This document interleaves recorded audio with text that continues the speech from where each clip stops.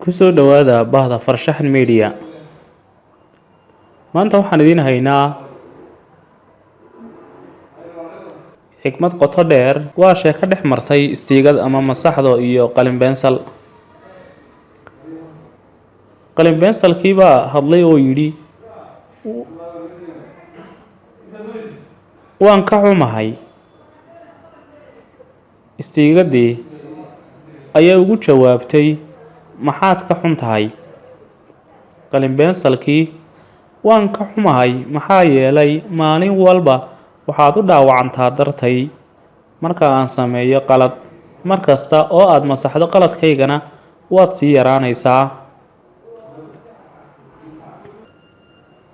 Istiigadii, waa runtaa, laakiin dhib uma arko maxaa yeelay waxaa la ii sameeyay inaan qaladkaaga tirtiro oo aan ku caawiyo markasta.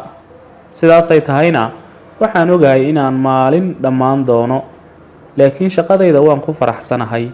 Qalinow jooji warwarka, ma farxi doono haddaan ku arko adoo murugaysan.